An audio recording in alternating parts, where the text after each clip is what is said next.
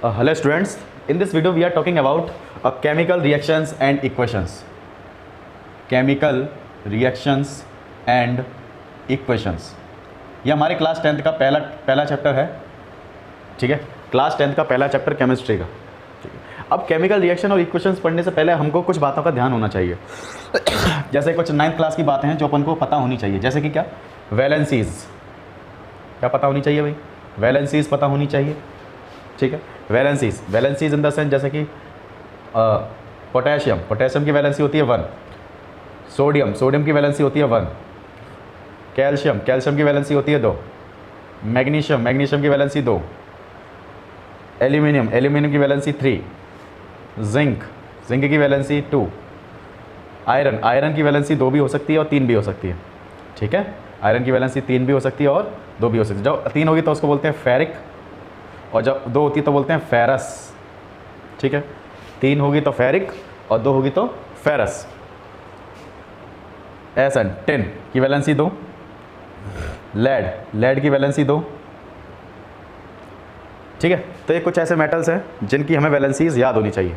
अब कुछ ऐसे कंपाउंड्स हैं जिनकी वैलेंसी याद होनी चाहिए, जैसे हाइड्रोक्साइड आयन, इसको लिख लें सब लोग। हाइड्रोक्साइड आयन की वैलेंसी कितनी, 1। कार्बोनेट आयन की वैलेंसी कितनी, 2। कार्बोनेट आयन की वैलेंसी कितनी, 2। बाइकार्बोनेट आयन की वैलेंसी 1। सल्फेट आयन की वैलेंसी 2, ठीक है। सल्फाइड आयन की वैलेंसी 2, सल्फाइड आयन की वैलेंसी 2, इसको बोलते हैं सल्फेट, इसको बोलेंगे सल्फाइड, इसको बोलेंगे सल्फाइड। क्लोरीन की वैलेंसी 1, फ्लोरीन की वैलेंसी 1, ब्रोमीन की वैलेंसी 1। तो ये बातें अपन को थोड़ी बहुत ही याद होनी चाहिए, ठीक है। अगर ऐसी बातें अपन को याद हैं तो बिल्कुल हमें फॉर्मूले बनाने में ज़रा सी भी दिक्कत नहीं होने वाली है, ठीक है। और क्या याद होना चाहिए, रेडियो एक्टिविटी सीरीज़ याद होनी चाहिए, ठीक है। जैसे कि पहले नंबर पे आता है potassium, sodium, calcium, magnesium, aluminium, zinc, iron, tin, lead, hydrogen, copper, then इसके बाद Hg, Au, Ag, फिर Au, फिर Pt। याद करने का तरीका, कैटरीना ने कार मांगी, अल्टो जैन फरारी, यानी कैटरीना ने कार मांगी, अल्टो जैन फरारी, सिंपल। फिर क्या उसने बोला, है ना, तो कैटरीना अपने पापा के पास गई और कहा उसने कि भैया मुझे एक क्या दे दो, अल्टो जैन और फरारी दे दो। तो फिर उसके पापा ने क्या कहा कि भाई जो गाड़ियां हैं वो सन पर है, किस पर है भाई, सन पर है, और इसको कैसे याद करेंगे, चाप, CHAAP, चाप। अगर ये दोनों बातें अपन को याद हैं, वैलेंसीज याद हैं और रिएक्टिविटी सीरीज़ याद है, तो हम बिल्कुल केमिकल रिएक्शंस एंड इक्वेशंस पढ़ने के लिए बिल्कुल तैयार हैं। Then we are ready for chemical reactions and equations, ठीक है। तो चलिए स्टार्ट करते हैं केमिकल रिएक्शंस एंड इक्वेशंस। तो ये बेसिक सी बातें हैं क्लास 9th की जो अपन को याद होनी चाहिए। चलिए नेक्स्ट टॉपिक, अब बात करते हैं हम केमिकल रिएक्शंस एंड इक्वेशंस। चलिए केमिकल रिएक्शंस क्या होती हैं, देखो केमिकल रिएक्शंस क्या होती हैं, केमिकल रिएक्शंस। तो केमिकल रिएक्शंस पढ़ने से पहले हमें एक बात पता होनी चाहिए, केमिकल चेंज क्या होता है। Chemical change in the sense, अगर जैसे मैंने मान लो पेपर जलाया, क्या जलाया, पेपर को बर्न कर दिया, क्या कर दिया भाई, पेपर को अपन ने क्या करा, बर्न करने लग गए। अब पेपर जैसे क्या बन जाएगा, राख बन जाएगा, क्या बन जाएगा, राख बन जाएगा, ठीक है। पेपर क्या बन गया भाई, राख बन गया। तो ये जो चेंज हुआ ना, ये जो चेंज हुआ, इसी को बोलेंगे केमिकल चेंज। इसी को क्या बोलेंगे, केमिकल चेंज बोलेंगे इसे। यानी कोई ऐसा, यानी किसी चीज़ का रिएक्शन कराने पर कोई एक नई चीज़ बन जाए, उसी को मैं क्या बोलता हूँ, केमिकल चेंज बोलते हैं, केमिकल चेंज बोला जाता है, ठीक है, केमिकल चेंज। अगर हमें केमिकल चेंज समझ में आता है तो हमें केमिकल रिएक्शन बिल्कुल समझ में आएगी। देखो केमिकल रिएक्शन क्या होती है, व्हेन टू और more reactant combine to form a new product. ठीक है, यानी जब दो या दो से अधिक रिएक्टेंट कंबाइन करें और क्या बना लें, एक नया प्रोडक्ट बना लें, तो उसी को बोलते हैं केमिकल रिएक्शंस बोलते हैं। जैसे मैं तुमसे कहूँ कि अगर A + B मिलकर क्या बना लिया, C बना लिया, तो मैं तुमसे कहूँगा कि ये कैसा है, केमिकल रिएक्शन है, यानी ये केमिकल रिएक्शन हो गई है। ठीक है, ये केमिकल रिएक्शन। अब इसको लिखने का तरीका ये जो मैं लिख रहा हूँ ना, A + B get converted into C, तो इसको बोलते हैं केमिकल इक्वेशन। इसको क्या बोलता हूँ मैं, केमिकल इक्वेशन बोलते हैं। ठीक है, जैसे मैंने एग्जांपल के लिए मैंने तुमसे कहा when zinc react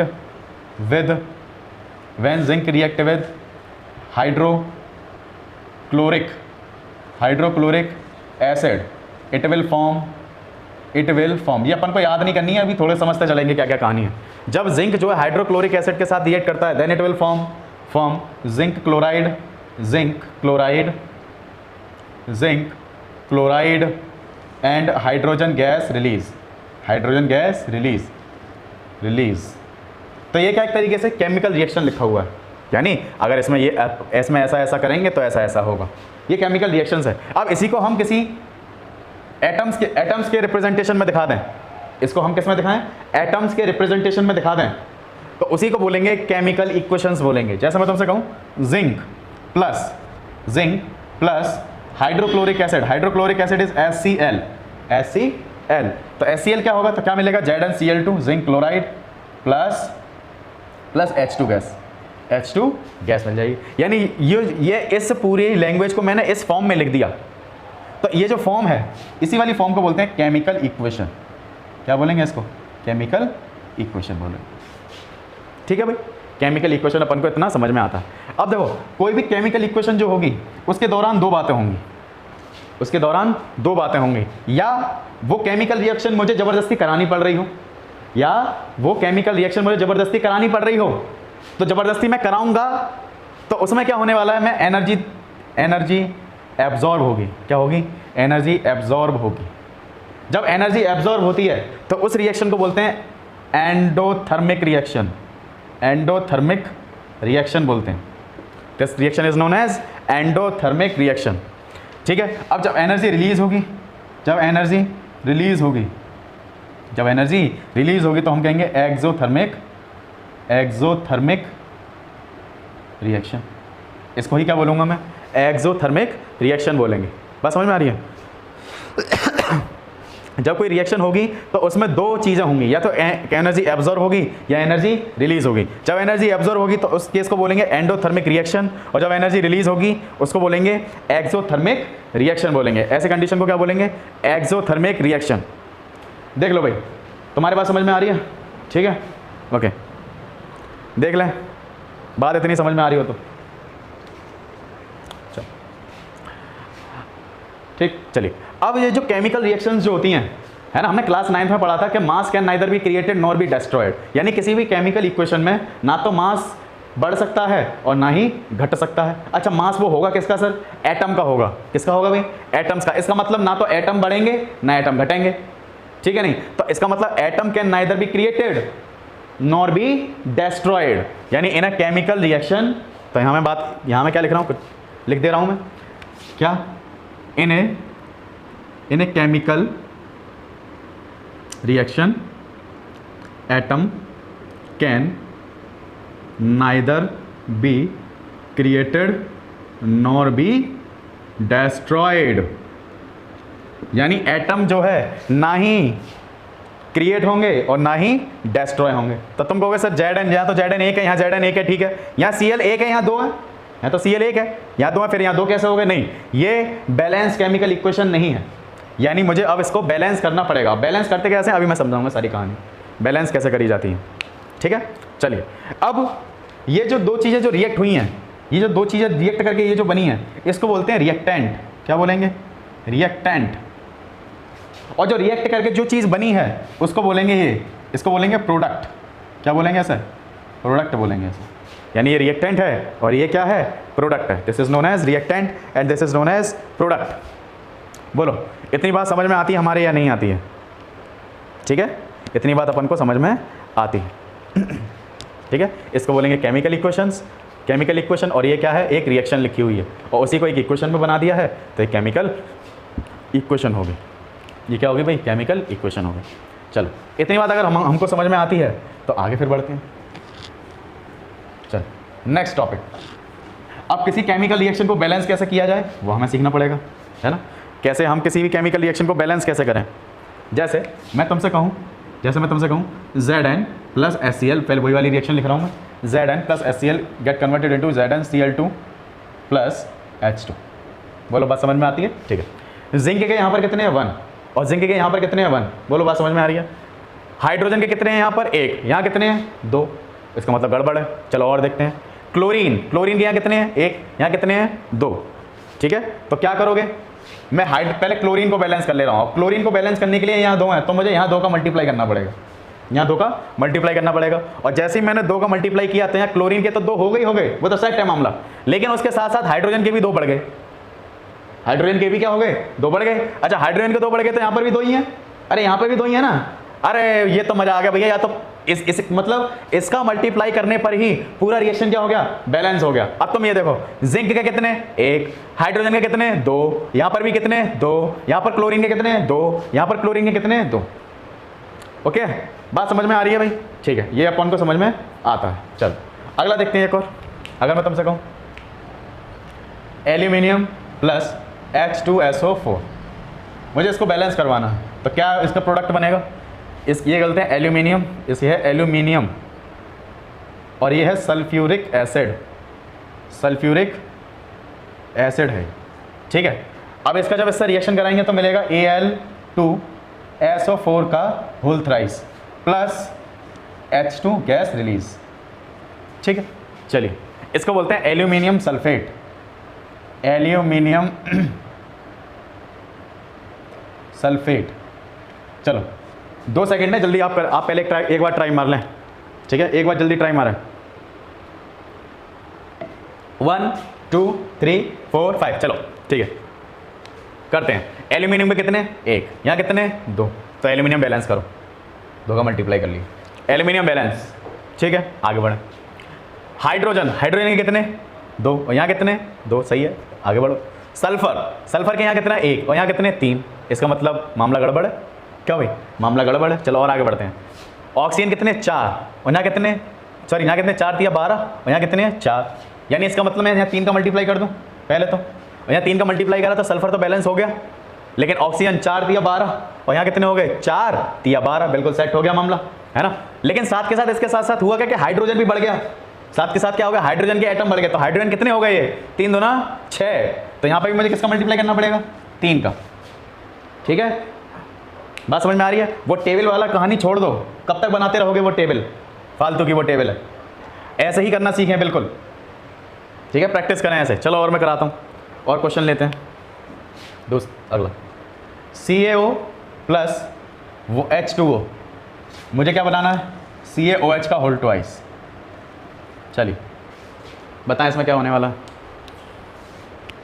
इसको बोलते हैं कैल्शियम ऑक्साइड, कैल्शियम ऑक्साइड, ठीक है। और इसको प्यार से क्या बोला जाता है, ये तो भैया इसके स्कूल का नाम है, और इसके घर का नाम क्या है भाई, इसके घर का नाम इन द सेंस कॉमन नाम, इसको कॉमन नेम है। घर का नाम क्या है इसके घर का नाम है क्विक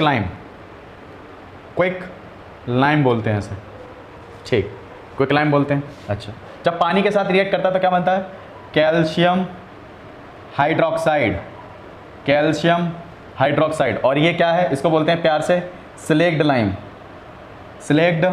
लाइम बोला जाता है। यानी ये है चूना है, खाली ये चूना है, जब बाजार से लेके आते हैं और जब इसमें पानी डाल दें तो कहते हैं भुजा हुआ चूना, ठीक है। चलिए अब इसको अपन को बैलेंस करके आना है, बैलेंस करना भैया, बैलेंस करो। चलो कैल्शियम के यहाँ 1 बिल्कुल सेट है, ऑक्सीजन के 2 सही है, हाइड्रोजन के भी कितने 2, अरे ये तो बैलेंस है, मतलब इसमें कोई छेड़खानी नहीं करनी है, इसमें कोई छेड़खानी नहीं करनी है बिल्कुल भी, ठीक है। इतनी बात अपन को समझ में आती है, ठीक है। चलो एक और, सही है, इसमें बैलेंस है सब कहानी। चलो अगर मैं तुमसे कहूँ N2 प्लस H2 मिलके क्या बनेगा NH3, अमोनिया, मान लो अमोनिया बन रहा है, ठीक है, क्या मिल रहा है भाई, अमोनिया। अब ये कुछ कंडीशंस पे बनता है, ऐसा नहीं कि नाइट्रोजन और हाइड्रोजन मिला के अमोनिया बना दिया, नहीं ऐसा कुछ नहीं होता, लेकिन इसकी कुछ कंडीशंस होती हैं, ठीक है। वो हम नाइट्रोजन वाले चैप्टर में पढ़ते हैं क्लास 12th में, जब पी ब्लॉक पढ़ा जाता है, ठीक है, वो हम नहीं बता रहे हैं उसमें क्या कहानी है। चलो मान लो NH3 बन रहा है, मुझे इसको बैलेंस करवाना, तो बैलेंस कैसे करेंगे, नाइट्रोजन के यहाँ 2 हैं, यहाँ 1 है, तो यहाँ 2 का मल्टीप्लाई कर लो भाई, यहाँ 2 का अपन ने क्या कर लिया मल्टीप्लाई, नाइट्रोजन के तो हो गए, लेकिन साथ के साथ हाइड्रोजन भी बढ़ गया, तो 3 दूनी 6, तो 6 करने के लिए मुझे 3 का मल्टीप्लाई करना पड़ेगा, तो यहाँ पर भी कितने हो गए, 3 2 जा 6, ठीक है, ये 3 2 जा 6। बोलो ये समझ में आ रहा है, बैलेंस करना अपन को समझ में आ गया है, बैलेंस करना अपन को समझ में आ चुका है, ठीक है। चलो और एक आध दो सवाल देख लेते हैं, ठीक है, कुछ और क्वेश्चंस देख लेते हैं।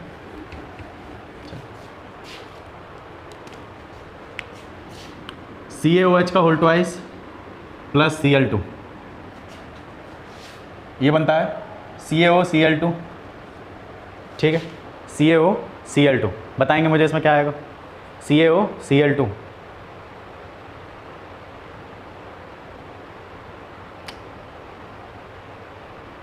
प्लस H2 प्लस H2, ठीक है, ये होता है ब्लीचिंग पाउडर, इसको बोलते हैं ब्लीचिंग पाउडर बोला जाता है, ठीक, ब्लीचिंग पाउडर। चलो बताएं इसमें क्या आने वाला है, इसमें आने वाला है कैल्शियम के कितने हैं 1, यहाँ पर भी 1, ऑक्सीजन कितने हैं यहाँ 2, यहाँ पर भी 2 हैं, सब तो बैलेंस है इसमें, सब बैलेंस है इसमें, हाइड्रोजन के भी 2 सब बैलेंस है, यानी ये बैलेंस है, यानी ये कैसा रिएक्शन है, बैलेंस केमिकल रिएक्शन है, ठीक है। चलिए आगे बढ़ते हैं, जैसे मैंने तुमसे और कहा, और मैंने क्या बोला, जैसे मैंने लिखा CaOH का होल ट्वाइस में प्लस क्या किया मैंने, CO2 ऐड करवा दिया, तो क्या मिलेगा, CaCO3 कैल्शियम कार्बोनेट, CaCO3, तो बताएं इसमें क्या बनने वाला है, CaCO3 प्लस H2 और मिलेगा सर, वाटर। कैल्शियम की वैलेंस, कैल्शियम 1 है, ठीक है, ऑक्सीजन कितने 2 और 4, यहाँ 2 हैं यहाँ 5 हैं, ठीक है, आगे बढ़ो। हाइड्रोजन कितने हैं यहाँ 2 हैं, यहाँ पे 3 है, हाइड्रोजन कितने हैं यहाँ 2 हैं, मतलब चक्कर किसका पड़ रहा है, ऑक्सीजन का चक्कर पड़ रहा है, किसका चक्कर पड़ रहा है भाई, ऑक्सीजन का, यानी यहाँ 2 हैं, यहाँ पर भी 2 हैं, 4, यहाँ 3 और 4, सही है, मतलब ये भी ठीक है, ये सारे बैलेंस हैं क्या, ये भी बैलेंस ही है भाई, ये भी रिएक्शन कैसी है, बैलेंस केमिकल रिएक्शन है ये भी रिएक्शन कैसी है, बैलेंस है, ठीक है। तो ये बात अपन को समझ में आ रही है कि बैलेंस केमिकल रिएक्शंस कैसे लिखी जाती हैं और कैसे क्या इसमें होता है, ठीक है भाई। चलो आगे बढ़ते हैं, ये भी रिएक्शन कैसी है, बैलेंस केमिकल रिएक्शन। ये मुझे जो आती याद आती गई वो मैं लिखता गया, मुझे नहीं पता कौन सी बैलेंस है कौन सी बैलेंस नहीं है, ठीक है। कहीं ये मत कहने लगे आना कि सर बैलेंस वाली दे रहे हो, हमें तो बैलेंस करने को दे ही नहीं रहे, ठीक है भाई। चलिए और आगे बढ़ते हैं, अब क्या बढ़ेंगे इसमें, अगर केमिकल रिएक्शन को और ज़्यादा इन्फॉर्मेटिव बनाना है, केमिकल रिएक्शन को मोर इन्फॉर्मेटिव करना है, मोर इन्फॉर्मेटिव करना है, यानी और भी ज़्यादा उसे सुंदर बनाना है, यानी उससे सुंदर इन द सेंस उसको हमें और उससे ज़्यादा और ज़्यादा इन्फॉर्मेशन लेनी है। यानी अगर मैं कोई केमिकल रिएक्शन लिख रहा हूँ तो सामने वाला पढ़ के उसे और ज़्यादा क्या दे सके, इन्फॉर्मेशन ले सके। जैसे मैं तुमसे कहूँ कि हाइड्रोजन प्लस ऑक्सीजन मिलके क्या बनाते हैं, H2O बनाते हैं, बहुत बढ़िया। हाइड्रोजन के क्या, हाइड्रोजन के 2 ऑक्सीजन के 2, तो यहाँ 2 का मल्टीप्लाई कर लेंगे और यहाँ पर भी 2 का मल्टीप्लाई हो जाएगा, ये बैलेंस हो गई। तो पहला काम अगर मोर इन्फॉर्मेटिव बनाना तो पहला काम हमें आना चाहिए बैलेंसिंग करना, बैलेंसिंग करना होना चाहिए, balancing the chemical equation. Chemical equation यानी केमिकल इक्वेशन को क्या होना चाहिए, बैलेंस होना चाहिए, तभी लगेगी कि केमिकल रिएक्शन क्या है, मोर इन्फॉर्मेटिव है, ठीक है। दूसरी बात, इसका स्टेट हमें अगर नीचे लिख जाए, अगर इसमें स्टेट लिख जाए, स्टेट का मतलब इसकी अवस्था, ये किस अवस्था में है, तो यहाँ हम लिख सकते हैं ये गैस की अवस्था में, ये गैस की अवस्था में और ये लिक्विड की स्टेट में, ठीक है, ये लिक्विड स्टेट में। तो ये हमें और ज़्यादा ज्ञान दे रही हैं, क्या ज्ञान दे रही हैं कि भाई ये जो गैस है ये किस फॉर्म में है, गैस फॉर्म में है, ये भी गैस फॉर्म में है और ये किस फॉर्म में है, लिक्विड के फॉर्म में, ठीक है। जैसे एक और मैं अगर लिखूँ HCl प्लस जिंक, वही वाला रिएक्शन लिखा मैंने, तो HCl क्या है भाई, लिक्विड है, या लिक्विड मत लिखो, इसको लिख लो एक्वस, इसको क्या लिखेंगे एक्वस, और जिंक का लिखो सॉलिड। तो क्या बनेगा ZnCl2 plus H2 gas release. तो ZnCl2 क्या हो गया भाई, सॉलिड, और ये गैस फॉर्म में हो गया। अच्छा, ये एक्वस का मतलब क्या होता है, एक्वस का मतलब कोई भी चीज़ अगर पानी में डाल दी जाए, यानी कोई भी चीज़ अगर वाटर में डाल दी जाए, वाटर में डिज़ोल्व हो जाए, तो उसको बोलते हैं एक्वस सॉल्यूशन बोलते हैं। क्या बोलते हैं भाई, एक्वस सॉल्यूशन बोला जाता है।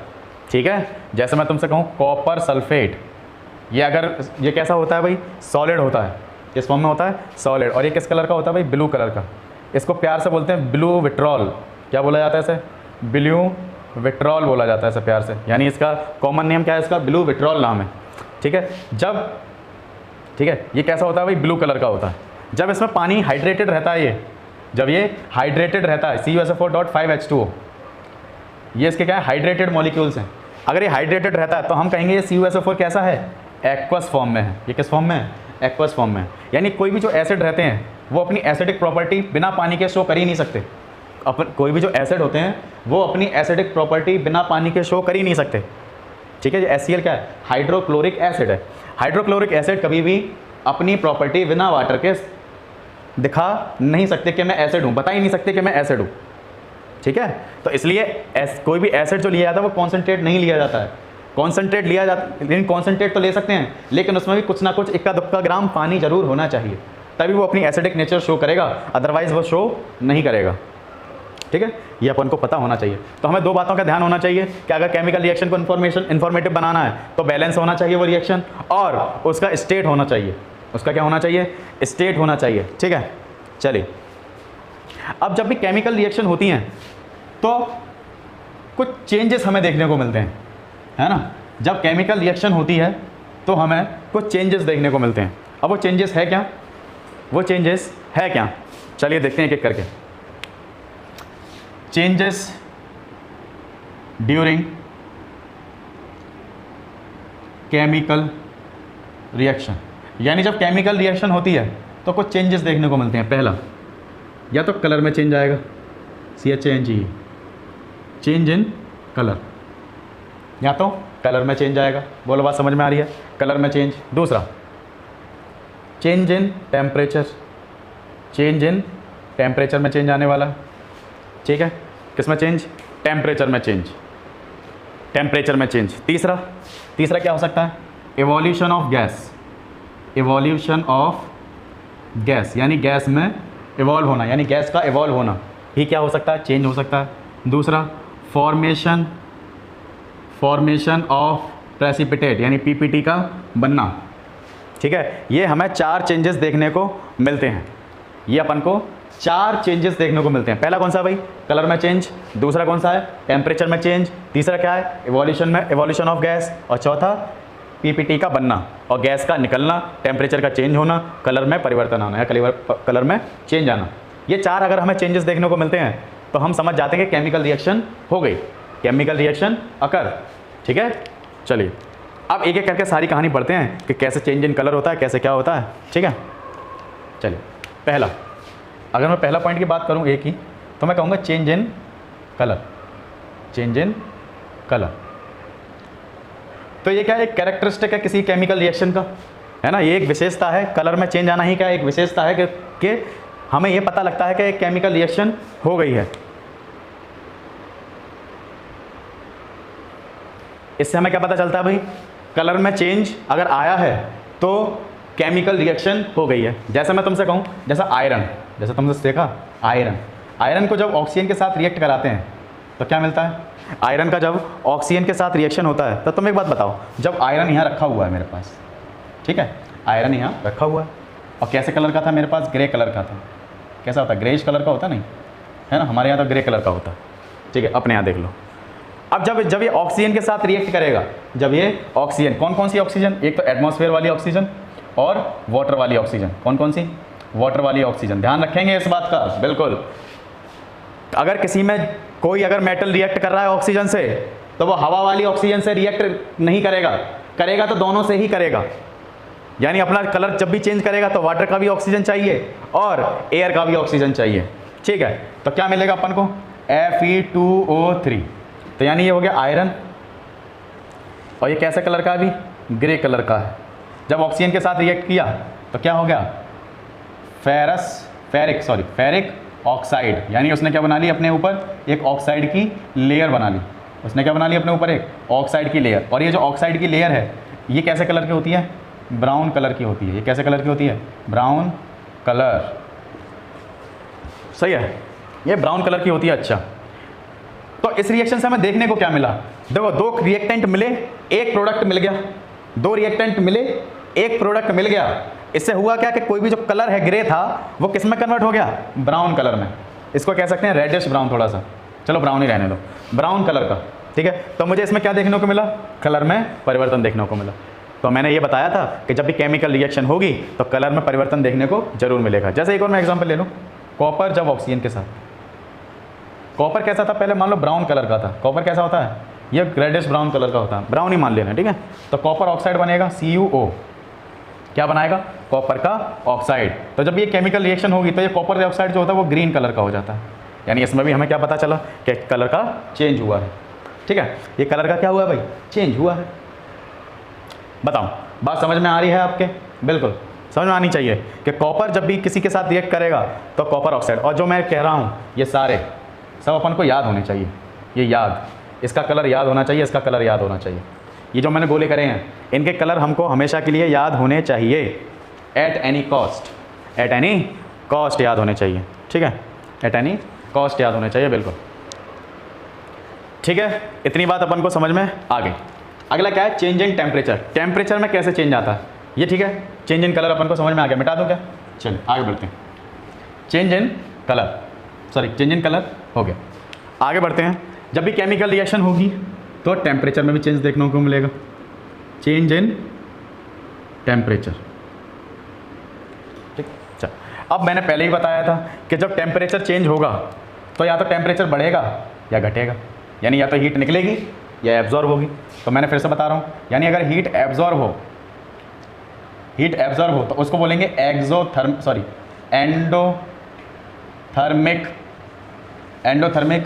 रिएक्शन, उसको क्या बोलेंगे, एंडोथर्मिक रिएक्शन। और जब हीट रिलीज़ हो, जब हीट रिलीज़ होती है तो उसको बोलते हैं एक्सोथर्मिक रिएक्शन। क्या बोलेंगे इसको, एक्सोथर्मिक रिएक्शन बोलेंगे। जैसे मैं एग्जांपल के लिए लिखूं, जैसे मैं तुमसे कहूँ एग्जांपल, जैसे CH3CH4, यानी इसको बोलते हैं मीथेन। क्या बोलते हैं भाई, मीथेन बोला जाता है ऐसे, ठीक है। जब मीथेन का जब ऑक्सीजन के साथ रिएक्शन करा जाता है, यानी इसको जलाया जाता है, जब इसको जलाया जाता है तो क्या होता है, क्या होता है भाई, ये कार्बन डाइऑक्साइड रिलीज़ करता है, वाटर रिलीज़ करता है और साथ के साथ हीट रिवॉल्व करता है, यानी ये हीट निकालता है। अच्छा हीट निकालता है इसका मतलब कौन सा रिएक्शन होगा, हीट एब्जॉर्ब वाला कंडीशन है कि हीट रिलीज़ वाला, सर हीट निकालना है इसका मतलब हीट रिलीज़ वाला कंडीशन है। और जब हीट रिलीज़ वाला कंडीशन है तो कैसी रिएक्शन होगी, एक्सोथर्मिक। कैसी हो गई ये, एक्सोथर्मिक रिएक्शन हो गई। ये कैसा रिएक्शन हो गया, एक्सोथर्मिक। और ये किस फॉर्म में होता है भाई, ये सब गैस की फॉर्म में, ये गैस, ये भी गैस, ये भी गैस, ये मान लो लिक्विड है और ये अपना हीट है, ठीक है, ये लिक्विड। अच्छा ये वेपर्स की फॉर्म में बनते हैं, सॉरी ये वेपर्स की फॉर्म में बनते हैं, यानी ये भी गैस की फॉर्म में है, ये भी क्या है, गैस की फॉर्म में, ठीक है। तो ये कैसा रिएक्शन है, एक्सोथर्मिक रिएक्शन, ठीक है। फोटोसिंथेसिस होती है तो क्या होता है, CO2 प्लस H2O मिलते हैं सनलाइट की प्रेजेंस में, सनलाइट की प्रेजेंस में, तो क्या बनेगा, C6H12O6 प्लस O2 गैस बाहर निकल जाएगी, ठीक है, O2 गैस बाहर निकल जाएगी। तो ये कैसा रिएक्शन है, इसमें देनी पड़ गई, यानी ये कैसा रिएक्शन होगा, एंडोथर्मिक रिएक्शन हो जाएगी। कैसा रिएक्शन हो जाएगा, एंडोथर्मिक रिएक्शन हो गया ये भी, ठीक है भाई। ये भी कैसा रिएक्शन हो गया, एंडोथर्मिक रिएक्शन हो गया। दोनों में हीट देनी पड़ गई मुझे, ठीक है। जैसे किसी चीज़ का फटना, जैसे TNT का फटना, ट्राई नाइट्रोटोल्यून का फटना, ये भी क्या है, टेम्परेचर में चेंज होता है उसमें, ठीक है। यानी एक्सप्लोजिव्स का फटना, ये क्या है, चेंज इन टेम्परेचर है, यानी ये भी क्या है, चेंज इन टेम्परेचर है, ठीक है भाई। जैसे और मैं तुमसे और कहूँ, जैसे कि और क्या कहूँ मैं तुमसे, जैसे एग्जांपल के लिए और मैं लिखूँ, जैसे कैल्शियम ऑक्साइड प्लस पानी को जब मिलाते हैं तो कैल्शियम CaOH का होल ट्वाइस बनता है और बहुत अमाउंट में हीट निकलती है। और जब हीट निकलती है यानी ये कैसा रिएक्शन हो गया, टेम्परेचर में चेंज आएगा, और टेम्परेचर में चेंज यानी कैसा रिएक्शन हो जाएगा, एक्सोथर्मिक। कैसा रिएक्शन हो जाएगा ये, एक्सोथर्मिक रिएक्शन, ठीक है। ये कैसा रिएक्शन भाई, एक्सोथर्मिक रिएक्शन, ठीक। इसको क्या बोलेंगे, एक्सोथर्मिक रिएक्शन बोलेंगे। चलिए आगे बढ़ते हैं, इतनी बात अपन को समझ में आ गई। चलो आगे बढ़ते हैं। फॉर्मेशन ऑफ गैस, गैस का फॉर्मेशन होना। अब कोई भी केमिकल रिएक्शन जो होगी वो फॉर्मेशन ऑफ गैस करेगी। कैसे, समझाते हैं। देखो भाई कैसे फॉर्मेशन ऑफ गैस, जैसे एग्जाम्पल, जैसे तीसरा है अब फॉर्मेशन ऑफ गैस, गैस का फॉर्मेशन होना पहला। जैसे मैं एग्जांपल के लिए बात करूं, zinc plus HCl, ZnCl2 plus hydrogen gas, तो ये क्या होगी, देखो हाइड्रोजन गैस इसमें से इवॉल्व हो गई, हाइड्रोजन गैस इसमें से क्या हो गई, इवॉल्व हो गई, यानी इसका मतलब क्या होगा, फॉर्मेशन ऑफ गैस हो गया, फॉर्मेशन ऑफ गैस हो चुका है। ठीक है, बात समझ में आ रही है नहीं आ रही? बिल्कुल। और मैं तुमसे कहूँ, जैसे मैं तुमसे कहूँ क्या, जैसे Zn या ऐसे लिखो CaCO3 कैल्शियम कार्बोनेट का रिएक्शन जब हम किससे कराते हैं, कोई भी एसिड से, मान लो H2SO4 से कराया, तो क्या मिलता है अपन को, क्या मिलेगा, CaSO4 plus H2O plus CO2, तो CO2 गैस क्या हो जाएगी, यहाँ से रिलीज़ हो जाएगी, यानी ये CO2 गैस क्या हो गया, रिलीज़ हो गया। तो इससे हम ये समझ पा रहे हैं कि कोई भी केमिकल रिएक्शन जो होगा उसमें या तो कलर में चेंज आएगा, या टेम्परेचर में चेंज आएगा, या गैस का बनना, गैस निकलेगी। ठीक है, गैस निकलेगी। तो हमें तीन बातें ऐसे समझ में आई, हमें ऐसे तीन बातें अपन को समझ में आ गई। ठीक है भाई, तीन बातें ऐसे अपन को समझ में आती हैं। अब फॉर्मेशन ऑफ प्रेसिपिटेट में क्या है कि जब NaCl, यानी NaCl का मतलब कॉमन सॉल्ट, इसे क्या बोलेंगे, कॉमन सॉल्ट, क्या बोला जाएगा इसे, कॉमन सॉल्ट, कॉमन सॉल्ट, या इसका केमिकल नाम क्या है, इसका केमिकल नाम है sodium chloride, sodium chloride, sodium chloride. इसको बोलते हैं सिल्वर नाइट्रेट, सिल्वर नाइट्रेट, इसको बोलते हैं सिल्वर क्लोराइड, इसको बोलते हैं सोडियम नाइट्रेट, सोडियम नाइट्रेट। तो देखो होता क्या है कि जो NaCl है, AgNO3 है, जब इन दोनों को जस्ट मिला रहे होंगे तो कलर, इसका जो कलर देखने को मिलेगा बिल्कुल वाइट कलर का मिलेगा, यानी बिल्कुल कलरलेस रहेगा, सॉरी वाइट नहीं, कलरलेस।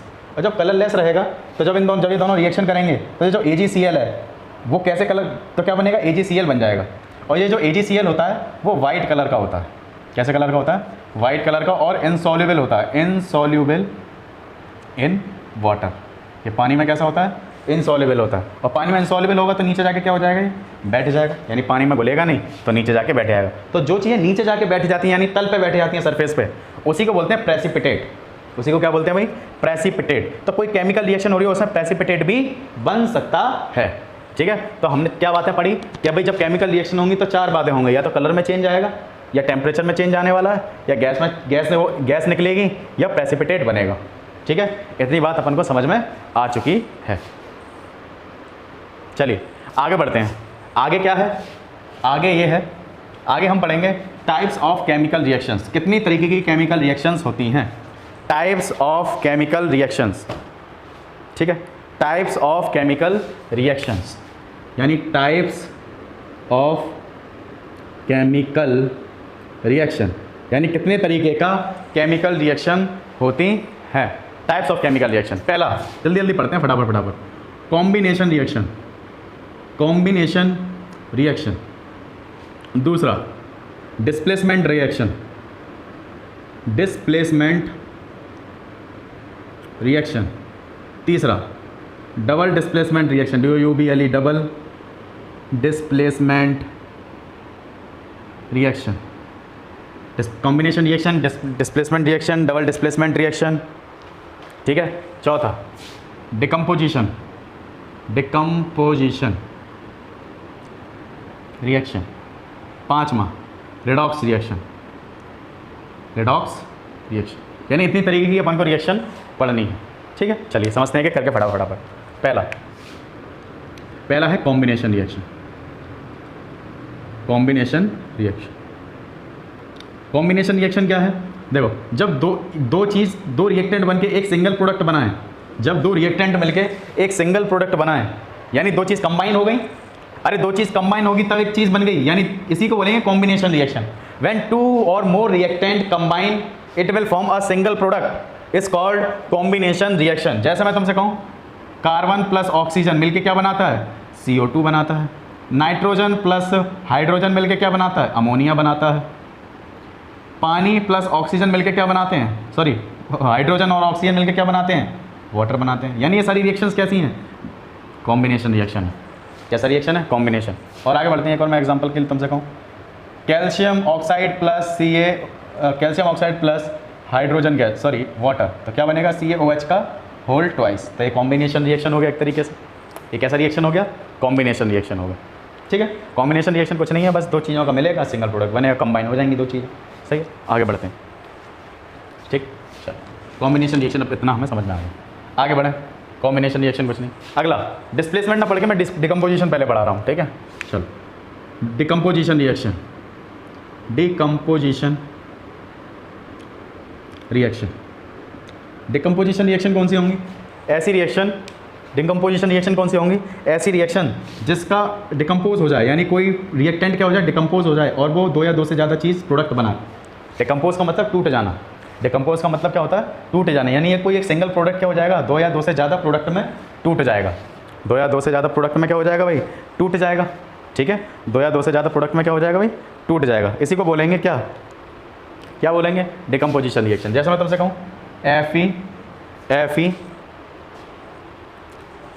FeSO4 को जब हम हीट करते हैं, तो क्या बनता है? Fe2O3 plus SO2 plus SO3, यानी इसको बोलते हैं आयरन, यानी फेरस सल्फेट।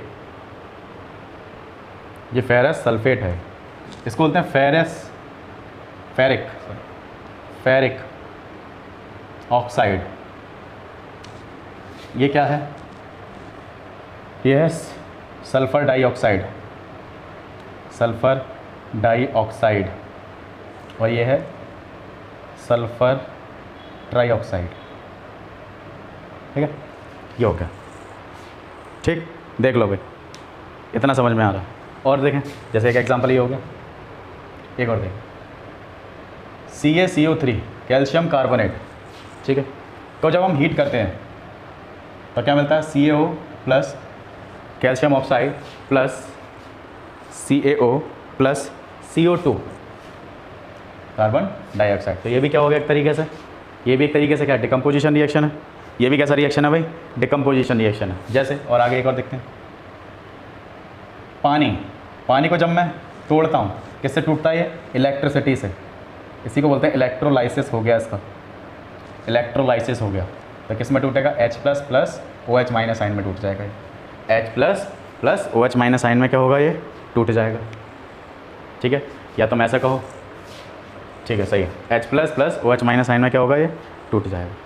तो इलेक्ट्रोलाइसिस करेंगे, तो इलेक्ट्रोलाइसिस किया तो अपन ने। ठीक है, और देखें, जैसे AgCl, उसको जब हम सनलाइट में भी रख देंगे ना, छोटा मोटा भी दे देंगे, सनलाइट में भी रख देंगे। ठीक है, AgCl को अगर हम सनलाइट में भी रख देंगे तो ये Ag और Cl2 में टूट जाता है, Ag और Cl2 में टूट जाता है। अच्छा, एक काम करो, इसको आइंस में मत लिखो, इसको पूरे प्रोडक्ट में लिखो, हाइड्रोजन प्लस ऑक्सीजन। ठीक है, हाइड्रोजन प्लस ऑक्सीजन में लिख लो ऐसे। ठीक, बात समझ में आ रही है? ठीक, अब देखो, इसमें हम क्या यूज़ कर रहे हैं तोड़ने के लिए? हीट। इसमें भी किसका यूज़ कर रहे हैं? हीट। इसमें इलेक्ट्रिसिटी का यूज़ किया जा रहा है, इसमें सनलाइट का यूज़ किया जा रहा है। तो ऐसे रिएक्शन जिसमें हीट का यूज़ किया जाए किसी को तोड़ने में, उसको बोलते हैं थर्मल डिकम्पोजिशन।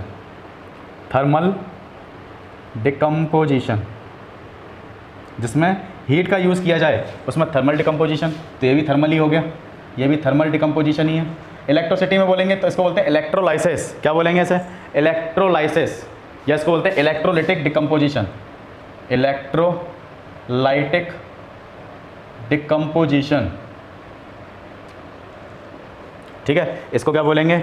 Electrolytic decomposition. और अगर ये सनलाइट से टूट रहा है तो इसको बोलते हैं photo chemical decomposition. Photochemical decomposition हो जाएगा ये। ध्यान रखेंगे कि अगर इलेक्ट्रिसिटी से टूट रहा है तो इलेक्ट्रोलाइटिक डिकम्पोजिशन, अगर सनलाइट से भी टूट जाता है तो फोटोकेमिकल डिकम्पोजिशन, और अगर हीट देनी पड़ जाए तो उस डिकम्पोजिशन को क्या बोलेंगे? थर्मल डिकम्पोजिशन बोलेंगे। बात समझ में आ रही है? देख लो भाई, अगर इतना समझ में आ रहा है तो आगे बढ़ते हैं। फिर थोड़ा सा बचा है, डबल डिस्प्लेसमेंट और डिस्प्लेसमेंट रिएक्शन। चलिए आगे बढ़े, चलिए next.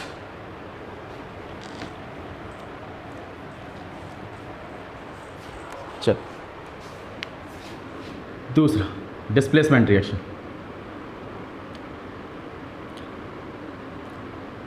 Displacement reaction. Displacement reaction क्या है? जैसे कोई मान लो एक रिएक्टिव मेटल है। क्या है? एक रिएक्टिव मेटल है। क्या है? एक रिएक्टिव मेटल है। वो क्या करेगा भाई? डिस्प्लेस करेगा। डिस्प्लेस करेगा किसको? लो रिएक्टिव मेटल को। लो रिएक्टिव मेटल को, ठीक है। जैसे वो लिखाया था ना, कैटरीना ने कार मांगी, अल्टो ज़ेन फरारी, सन पर है चाप, ठीक है। तो जो कैटरीना है यानी जो पोटेशियम है वो सबसे ज़्यादा रिएक्टिव है। वो सबसे ज़्यादा रिएक्टिव है। सबसे ज़्यादा रिएक्टिव है तो सबसे वो क्या करेगा? सबको हटाने की कोशिश करेगा। और सबसे प्लेटिनम जो है वो सबसे कम रिएक्टिव है। और सबसे कम रिएक्टिव है इसका मतलब वो सबसे हट जाएगा। जैसे मैं एक सवाल में तुमसे कहूँ, जैसे एग्जाम्पल मैं तुमसे कहूँ, जैसे मैं तुमसे कहूँ जिंक प्लस H2SO4, तो तुम एक बात बताओ, क्या जिंक ज़्यादा रिएक्टिव है हाइड्रोजन से? चलो मैं दोबारा लिख दे रहा हूँ यहाँ पे। कैटरीना ने कार मांगी, अल्टो ज़ेन फरारी, सन पर है। तो तुम ये देखो, जिंक ज़्यादा ताकतवर है, ऊपर बैठा हुआ है हाइड्रोजन से, तो जिंक क्या करेगा? इस पर अटैक मारेगा और इसको बाहर निकालेगा। इसको बाहर निकालेगा तो क्या होगा? ZnSO4 बनेगा। अच्छा, ZnSO4 ही क्यों बना? क्योंकि अब बैलेंसी ध्यान आनी चाहिए। जिंक का बैलेंसी 2 और SO4 का बैलेंसी कितना? 2, तो 2 से तो कैंसिल हो जाएगा, तो ZnSO4 बनेगा प्लस H2 गैस रिलीज हो जाएगी, प्लस H2 गैस रिलीज। इसी को बोलते हैं डिस्प्लेसमेंट रिएक्शन। यानी हाई रिएक्टिव मेटल जो है लो रिएक्टिव को क्या कर देगा? डिस्प्लेस कर देगा। डिस्प्लेस इन द सेंस अपनी जगह से हटा देगा, और अपनी जगह से हटा देगा तो ये सब बना देगा, ठीक है। चलो जैसे एक और मैं देखता हूँ, अगर जैसे मैं तुमसे कहूँ Na को अगर मैं HCl के साथ रिएक्शन कराऊँ तो क्या बनेगा? Na तुरंत अटैक मारेगा इस पर, क्योंकि Na तो सबसे ज़्यादा ताकतवर है। हाइड्रोजन कहाँ बैठा हुआ है देखो, तो NaCl प्लस H2 गैस यहाँ से रिलीज हो जाएगी। बैलेंस कर लेना, इसको बैलेंस करना सिखाई दिया है। कैसे करेंगे बैलेंस? क्लोरीन के यहाँ, हाइड्रोजन के यहाँ 2 हैं, तो हाइड्रोजन के 2, यहाँ क्लोरीन के 2 और इसके भी 2। देख लो भाई, बैलेंस हो गया ये भी, ठीक है। ये क्या बैलेंस हो चुका है, डिस्प्लेसमेंट रिएक्शन हो गया ये डिस्प्लेसमेंट रिएक्शन हो गया। ये क्या है? Displacement reaction. Displacement reaction are that type of reaction in which a reactive metal, a high reactive metal displace a low reactive metal, ठीक है। यानी जो रिएक्टिव मेटल है वो हाई रिएक्टिव मेटल है, वो लो रिएक्टिव मेटल को क्या करेगा? डिस्प्लेस करने की कोशिश कर देगा। कोशिश क्या करेगा? पूरा हटा ही देगा। कोशिश तो करेगा ही नहीं भाई। देखो समझ में आ गई है। चलो, ये डिस्प्लेसमेंट रिएक्शन हो गया। डबल डिस्प्लेसमेंट क्या होगा? डबल डिस्प्लेसमेंट क्या होगा? चलो double displacement,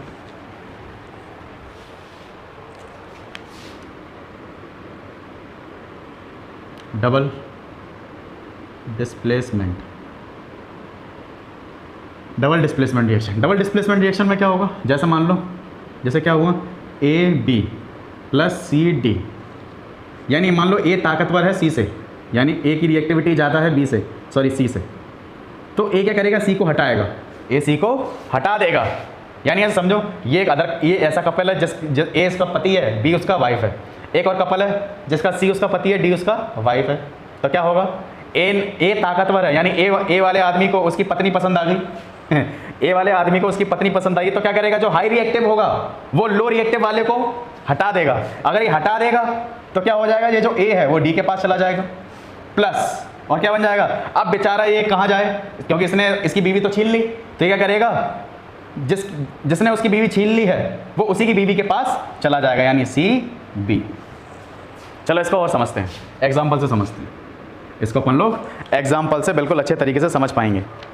double displacement reaction, जैसे मैं तुमसे कहता कि BaCl2, इसको बोलते हैं बेरियम क्लोराइड। लिख लें, बेरियम BARIUM, बेरियम क्लोराइड, और सोडियम सल्फेट Na2SO4। देखो मैंने कैसे बनाया होगा बेरियम क्लोराइड।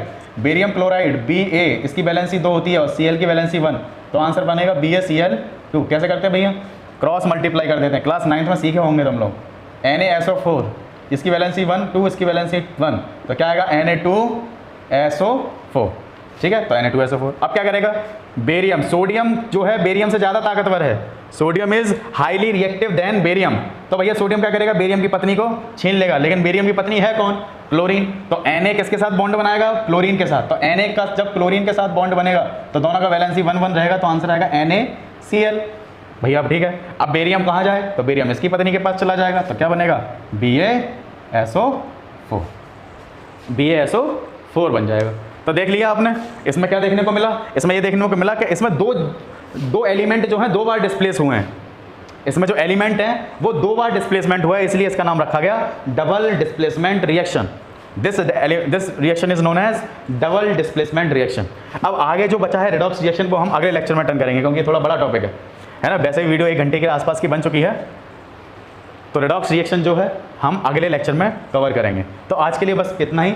आशा करते हैं तुम लोगों को ये केमिकल रिएक्शन बहुत अच्छे तरीके से समझ में आ चुका होगा। बस हमारा टॉपिक बचा है रेडॉक्स रिएक्शन और कोरोजन और रेंसिडिटी बची है बस।